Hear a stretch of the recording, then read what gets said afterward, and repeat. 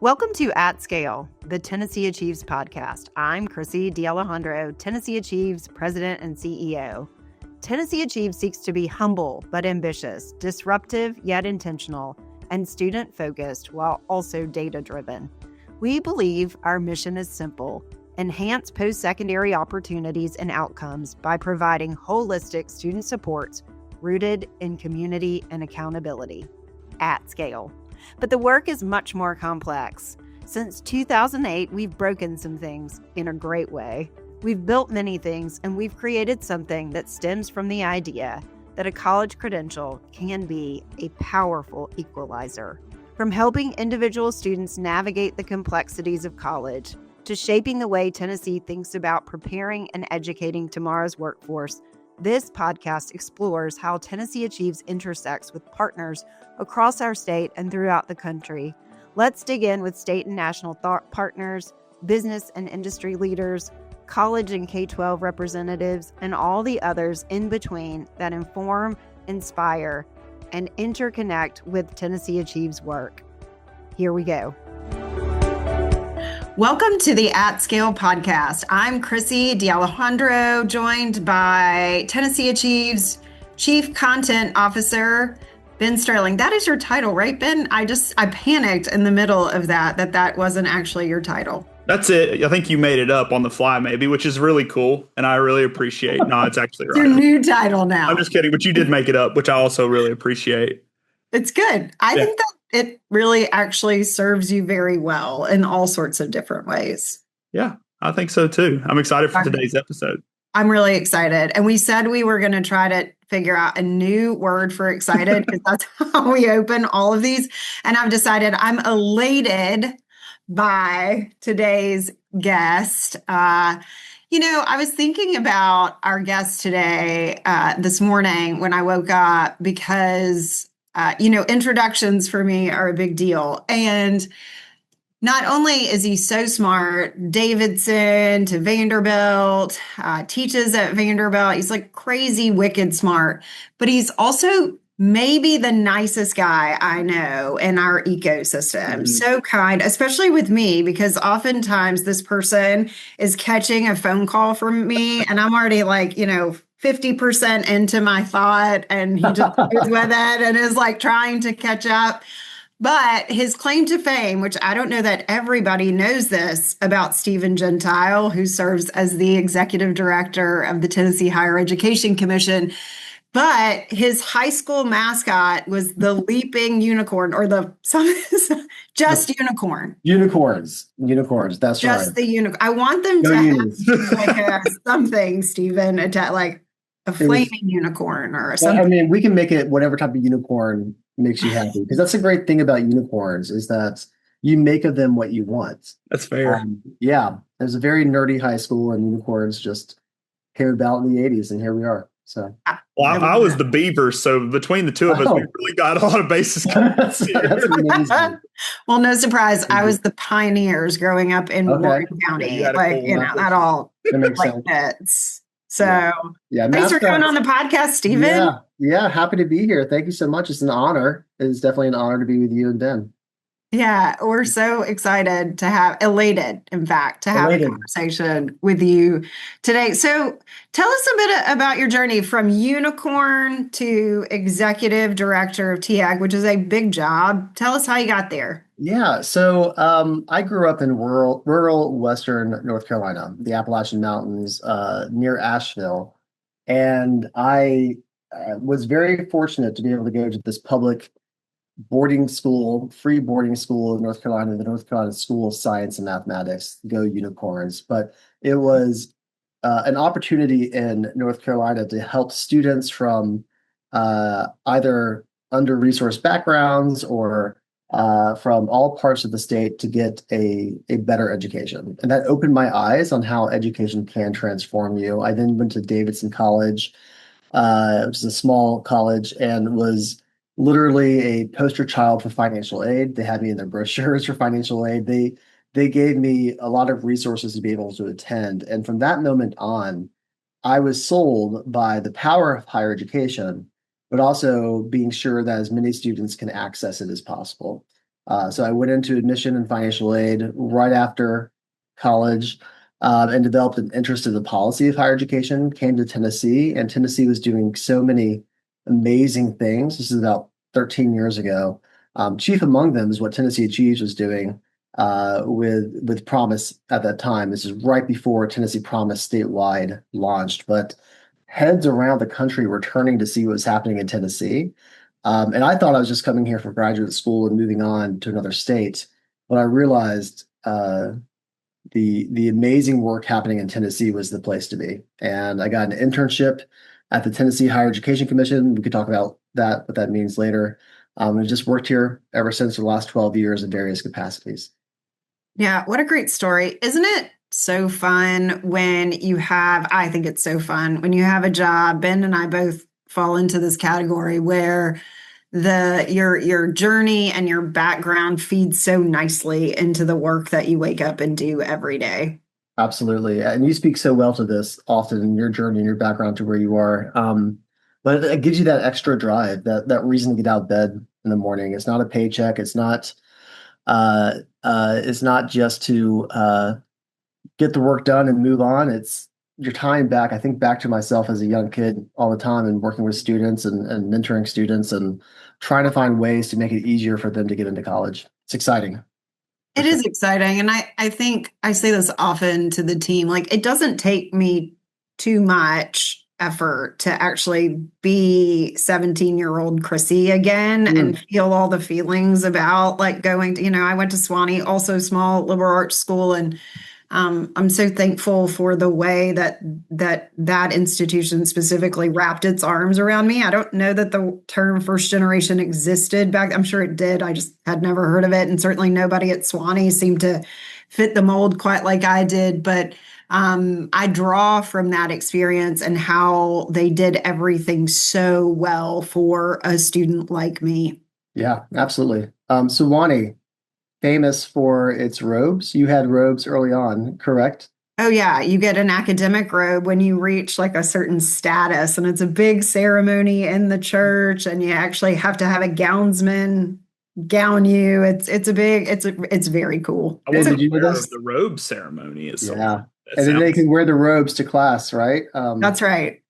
Some of the professors, I'm sure this probably doesn't exist anymore, but when I was there in the late 90s, although I'm still 26, but when I was there in the late 90s, once you got your academic robe, some of the old school professors expected you to wear it. So you would like to not be a total geek, like stuff it in your backpack and bring it out right before class and put it on. Yeah. I feel like Swanee's the kind of place where those traditions are not going to go away. I feel like you can go probably still going on. That's probably true. Maybe someone from Swanee's listening. So what's very cool now is the dean of students when I was there is currently the newer vice chancellor, and so that's fun for like a full circle moment. That's really cool. So what do you do at THEC? What does THEC do anyway? That's like, it's thrown around all the time. I think every state has a version of THEC, but what does THEC do? Yeah, we actually have some of my colleagues have a presentation called "What the Heck is THEC?" THEC, the Higher Ed Commission, we are the coordinating body for higher education in Tennessee. We have been around going back to the late 60s. And you're right, Chrissy, there's one of us in pretty much every state. I think there are two exceptions that don't have it. And where these came about in pretty much every state was right about the time when the population for higher education was exploding back in the 60s and 70s. And the state governments realized they needed some third-party body to help filter through what are the policy needs for higher education or what are the investment needs. We're hearing from UT Knoxville as a legislator that we need X amount of money, but what does University of Memphis need? What does UT Chattanooga, et cetera? So they founded the Tennessee Higher Education Commission to be that layer between institutions and the state government to help think through what the true needs for higher education are in Tennessee. And that has flowed in different ways over time. Things that have been constant are what academic programs do we need in the state of Tennessee, and we approve all academic programs and help identify needs for higher education. Where should state appropriations go? What are the financial aid needs of the state? And that money tends to flow through us. But we also have about one half of our organization dedicated to helping students use the resources of the state and institutions to access college. We have a college access facing cohort that starts working with students in middle school through Gear Up through high school through Advise TN. We have great partners in TNAchieves, the Heirs Foundation, Niswonger as well, all partners across the state that help us make sure students realize the great financial aid opportunities they have in Tennessee or the variety of academic programs in front of them. Yeah, there's so much to tease out here. I don't even know where to start. But let's think about what we do so well. And I do think that the central hub is THEC. Number one for the last 10 years in FAFSA completion, if not one, maybe right under one, which is two. Yeah. Anyway, that's correct. Right. But we do that so well and coordinated through THEC. So yes, I think academic programs, all of those things are important, but let's talk about the FAFSA work, for example. Yeah. So first of all, and I is not me trying to be the nicest guy, as you mentioned earlier, but we are the central hub, but we greatly rely on the great access network out there that includes TNAchieves. But we have a whole division dedicated to staff who help get out into high schools and every high school in the state and help students fill out the FAFSA because we require the FAFSA. The FAFSA, the free application for federal student aid, allows students to get federal financial aid like the Pell Grant for low-income students or loans, but we also require it for students to be able to get the lottery scholarship, Tennessee Promise, TSAA, which is the need-based scholarship here in Tennessee. So it's critically important that students fill out the FAFSA because if they do, they're likely to get a substantial amount of financial aid. However, the FAFSA is not an easy form to fill out. It's not intuitive. It's gotten better over the years, but it requires handholding from those who know it well. And we provide those handholders, those counselors in that space. We also help calculate the rates of completion across the state and communicate that out to guidance counselors to say, hey, look, you're a little bit lower than you were last year. Do you need any support or any help with that?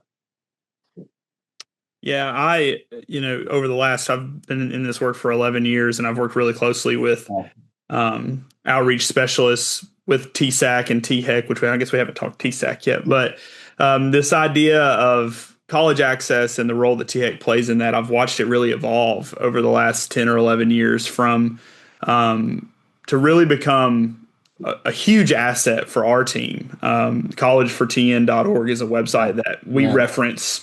I mean, if you go on our website, there's pretty much a link to that on every page on our website.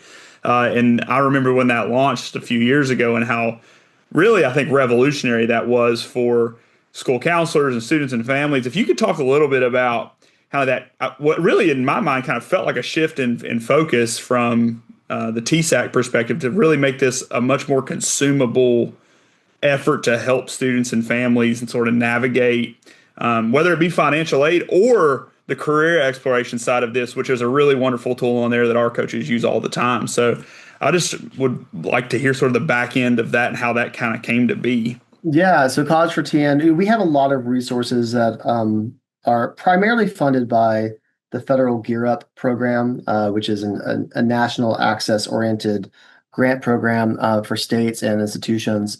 But we were able to use resources to just be very innovative and to tap into solutions to what we see as the biggest barriers to higher education. I want to give a shout out to Troy Grant. He used to run that division. He's now with the Tennessee Board of Regents. I don't think he needs any airtime in a podcast, just saying. I was about to say he's a superstar, but let's not talk more about him. He is let's put him aside. This is going to make him so happy, by the way. He's always had a vision for how do we reduce these barriers to higher education. I always say that higher education is great at making higher education difficult to understand and to access. It takes a whole legion of dedicated professionals to find ways to reduce those barriers. One of them is that actually to increase the knowledge base, to have a go-to website that's easy to remember, College for TN, that talks about all the different things that we have in the state. We have over $600 million in financial aid that we give out each year. We could give out more if more students knew that they were eligible for it. But this website breaks down those informational barriers about getting financial aid, applying to college, knowing which academic programs might connect with high demand fields as well. Troy was a visionary in that space, and our team here now has just keeps growing on the resources that we provide through that website. Mm-hmm. Yeah, I think, I remember when I first stepped into the TSAC space, so under the tutelage of Dr. Rhoda, and I don't think this exists anymore. And if it does, Stephen, we'll talk offline about it. But I remember this pamphlet that used to be produced out of TEC where it was like, a normal size, like roadside, come see Rock City sort of pamphlet. And then you opened it up and it was like this giant map with like 6-point font. And it was like, these are all the requirements for the scholarships in Tennessee. And I was like, what is this madness? Like, there's no way a student or family, especially one that like my background, could navigate. And I feel like we've come so far since then. And to your point, not that TEC was doing something wrong then, it was just trying to be informative. But I think what we've realized as a state, and I think it was, maybe it started with the Complete College Act and then Tennessee Promise sort of poured gasoline on it. But I do think TEC's been so great about, yes, we are the convener, we are the sort of policy arm, but also we take our jobs really seriously as it comes to like making sure the student facing side of this work is also consumable and more simplistic than it has been in the past. Do you think that's fair? I think that's more than fair. We can work on making higher education better, and we're doing that. Like I said, one half of our office is dedicated to supporting institutions, but we've got to always be thinking about, all right, what do we need to just greatly shift what we're doing to break down, as I said, I keep saying breaking down these barriers, but what makes Tennessee excellent in that portion of higher education is that we're not afraid to try new things. And we recognize that while the higher education program in Tennessee might be excellent, there are many things that one might say is broken. They're broken in all states by how we set up higher education. And we just need to try new things to streamline that access. And that's the exciting part of what we do here at the Higher Education Commission. Yeah, no, I think it's just exciting always to be in Tennessee where it does feel like our state and the group of humans in our ecosystem are always game, right? Like try a lot of things and keep what works. It's a value at Tennessee Achieves. And I feel like everyone's always open, especially considering we're always talking about students, like students being at the center of the conversation. How does this translate into, I know you're in a major master plan, what is it? Project session, mini sessions, I would guess. How does that play into the new master plan? Yeah, so we're working on our new master plan. The last full master plan we had was 10 years ago, 2015, and a lot has changed in Tennessee. The governance of higher education, we're a little bit more dispersed in our governance due to some state law changes. We have a lot more financial aid now. The problems of facing all Americans have changed coming out of the pandemic, chief among them, and the questioning of the value of higher education. That's been going on for a while now, but it's been intensifying, I'd say, in the last few years. So we are working on our master plan, started in full force back in January, and are convening. Name a person across Tennessee, they've probably been convened to come talk to us about our master plan, be it from business and industry, institutions, access groups, our partners. etc. We're trying to make sure that everyone plays a role in what this is. And what the master plan is, by the way, is just the statewide vision for higher education. Where do we need to go? Look 5 to 10 years down the line. What have we said we've done? What are the biggest challenges? What do we need to do to overcome them? We've had a lot of great conversations, and we're now in the frameworking and writing of that master plan. Things that popped out from our conversations, again, value was a big one. Recognizing that higher education completion brings a great premium to students who start off in college.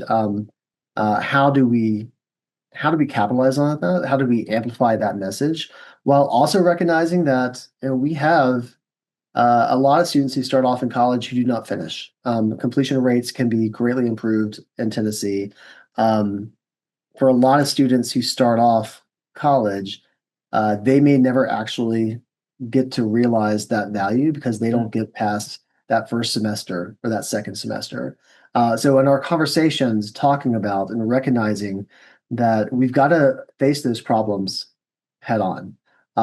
There has been a lot of conversation about wanting to be innovative in higher education with our policies and programs.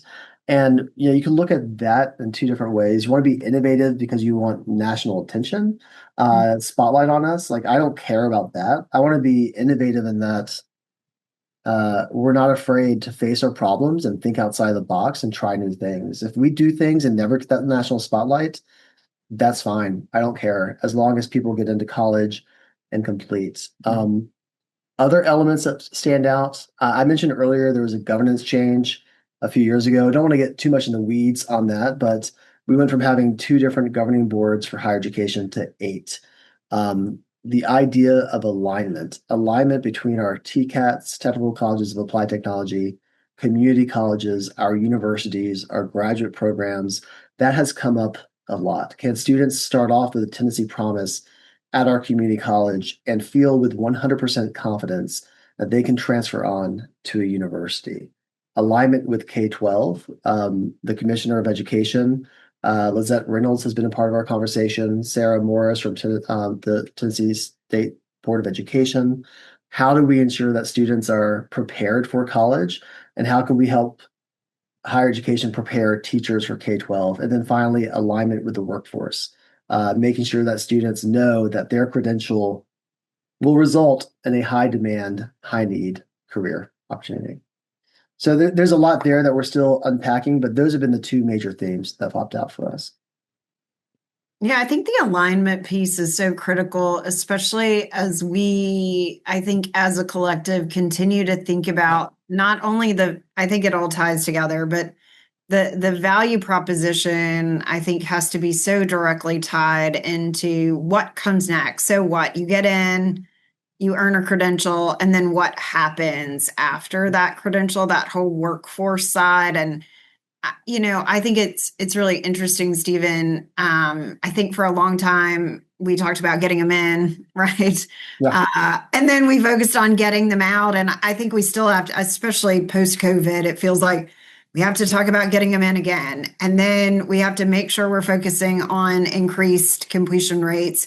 But now it also seems like there is this much needed pressure on the ecosystem to ensure that what happens on the other side of the credential, so the workforce piece of that, is also in alignment. Are you guys thinking about that at all? We are. Actually, I'm excited. We have signed the agreement with the U.S. Census, and later in the fall, we're going to have all of our completion data into this module. It's called I forget what it's called, so never mind on me on that. But it's through the public census, where we're going to be able to track where all of our graduates from every degree program, where they go, and what field they go into across state lines. So we'll have a better idea down to the institution, and all institutions signed on to participate in this. We're grateful for that. We'll be better able to see, like, are our programs setting up students well for careers? Do we have academic programs where all students in the academic program find employment in that field, but out of state? what does that tell us? How does that inform us here and how we recruit businesses to come to Tennessee? I'm really excited about that. I know that the Department of Labor and Workforce and Development, they're about to add in, this is getting really wonky, but occupation codes to their data, allowing us to see Is here. this a SIPSOC that we're going to get into? SIPSOC, I was going to bring that up. That's what I was about to say. Bring that up, we'll SIPSOC in a way. But yeah, to be able to see, okay, students with different majors, they might be working, you might be a nursing degree holder and working in the hospital industry. That's what we know right now, but we don't know what you're doing in the hospital industry. You might be working in the cafeteria or you're working as a nurse. That's a new development that labor is working on. And again, about 5 years ago, I probably wasn't as warm to or as knowledgeable as like why that information would be as helpful to us. But over the last 5 years, I keep running into dead ends of information that I need to help me think through where we need to go. And that information is going to be really critical for us. Yeah, I agree with that. I'm really excited to see where that data takes us. From an advisement standpoint, from a coaching standpoint, I feel like when we talk to industry partners, they're really interested in that data specifically. We've talked about it here at Tennessee Achieves about how can we know where our students are like after they graduate. There's so much value in knowing that information. And I'd say that a lot of institutions do know that. They track them for their own purposes, for accreditation purposes. And so I don't want to shortchange them on that, but like there's no central repository. Right. Yeah. Yeah. I know I talked to Dr. Griffey at Austin P. And I never thought I would hear the words occupational code so many times, but she talked so much about a research project that they've done there to really dig in on where are their graduates landing after they finish up, and they can look in very specific down to the classes that the student took to see where that led them. So the more information we can have around that, the more data we can have around that, I think the better students will be in this sort of credentials of value space. Is this the program that the student's in actually leading to employment?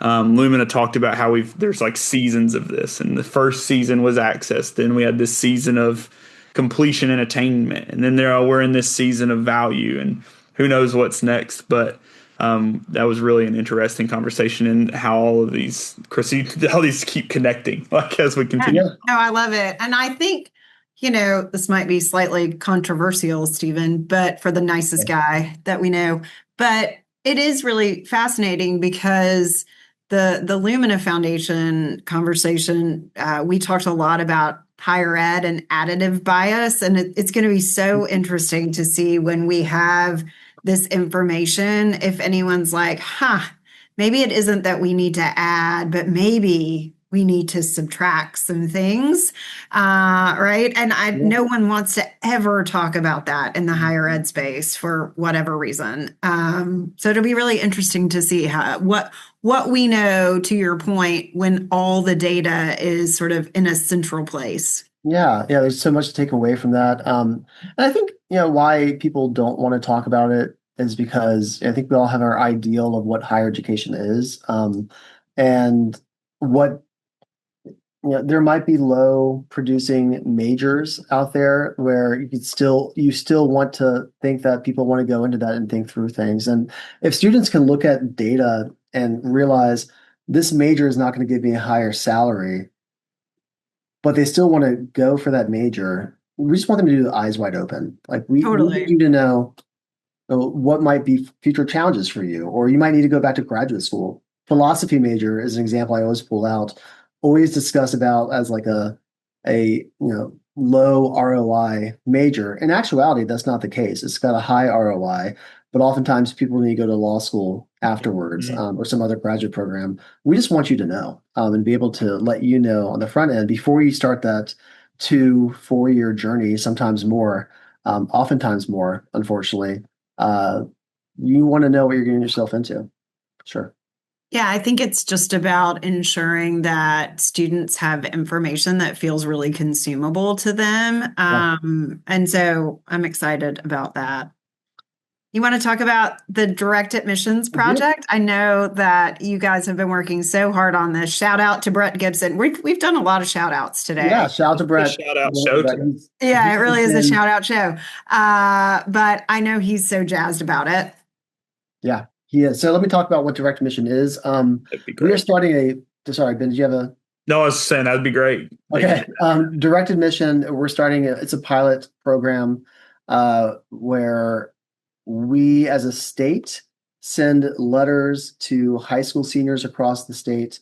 And based on their ACT score that we will collect through the Tennessee Promise application process, can tell them you are accepted to these schools.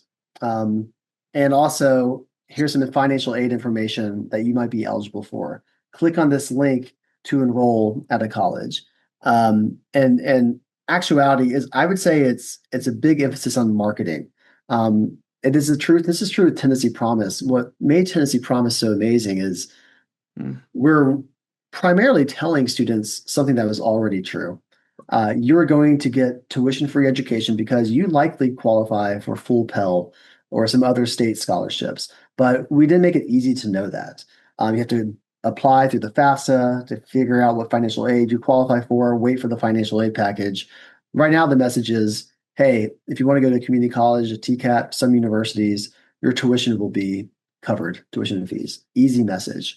Direct admission is the same thing.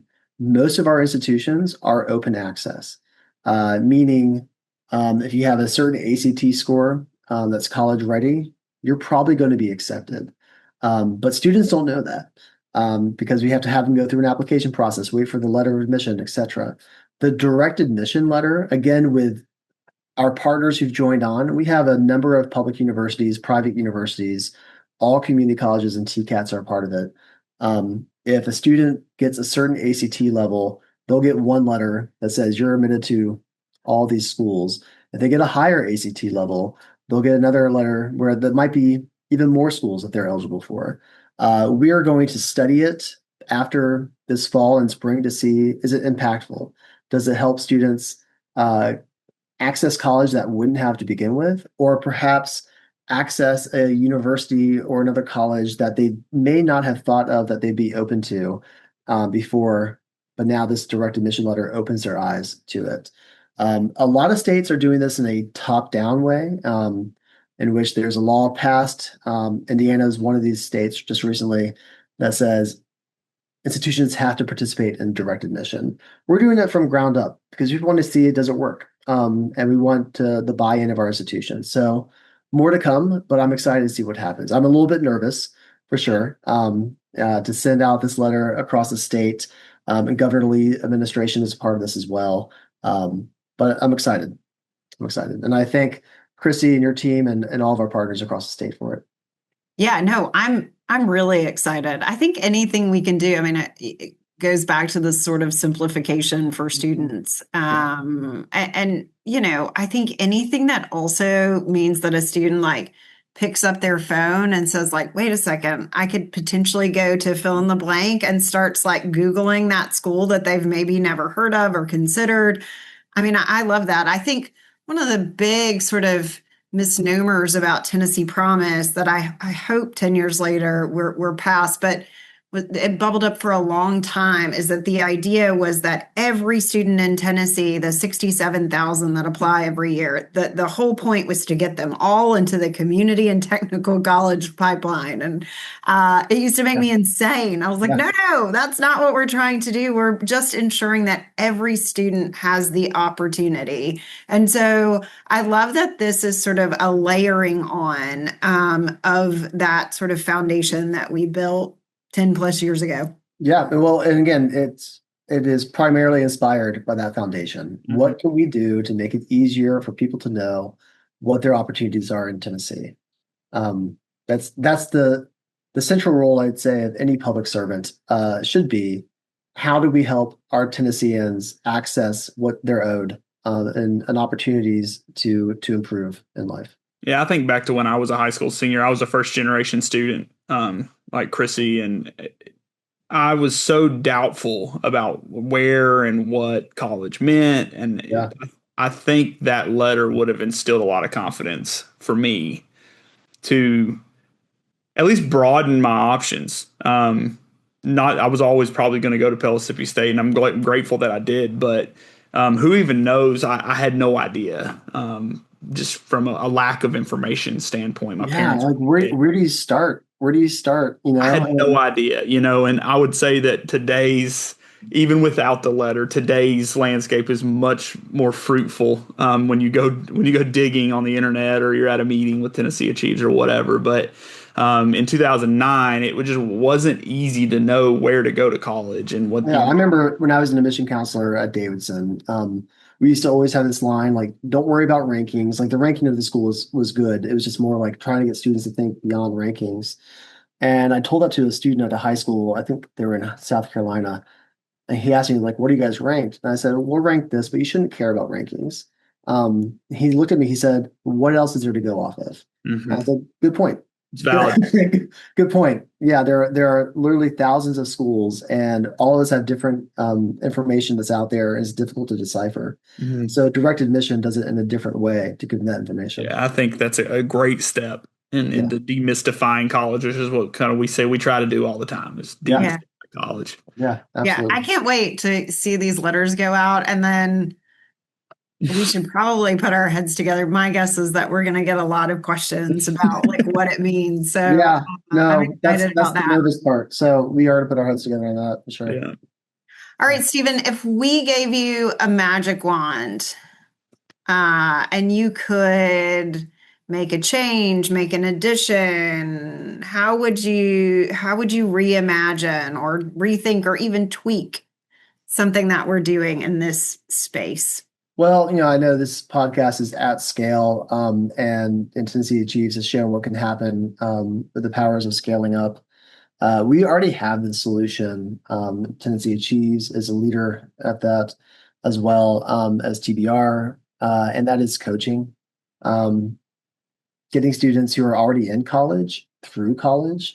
Tennessee Achieves has a great program, and it shows fantastic results. CUNY ASAP is a leader in this as well. The issue is that it takes a lot of resources to essentially staff up, to bring in personnel who have a low caseload to actually help advise students and coach them on how to get from point A to point Z of college, how to transfer on. It works. It's amazingly how effective it is, but it takes a lot of investment. That would be the snapping of fingers I would do, is to put in that robust support as many institutions as possible in Tennessee. Mm-hmm. Like we planted him, Ben. Yeah, sounds great to me. I'm going to clip that out and put it on. You did not send that answer to Stephen. No, you did not. But it's such an obvious one, and obvious after it's been shown in pockets across Tennessee to be so effective. Yeah, I don't know if you've seen our latest data, but Knox Promise just hit 49%, which is just, it's so great. And we say it's the magic equation, like coach plus, we obviously believe in sort of the incentive of a completion grant, emergency grant, whatever you want to call it in the space, that brings the student to the coach. But it really isn't, this is not rocket science. No, coaching every student. I think that's one of the magical parts of Knox Promise is like I was a student at Pellissippi that wouldn't have met the complete criteria from an income standpoint, but from an experience and an academic standpoint, I needed a coach. And I think that's what makes Knox Promise so special. Yeah, the true challenge of higher education should be in the classroom.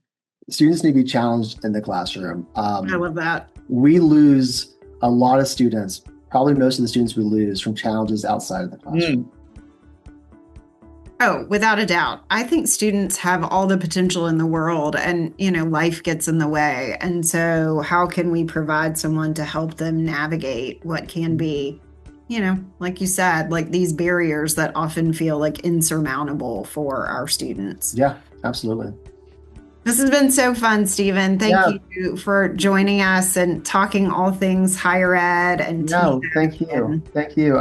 You and I have talked about this before, but I forget, and I want to draw attention to it. Is that a sloth over your left shoulder, or?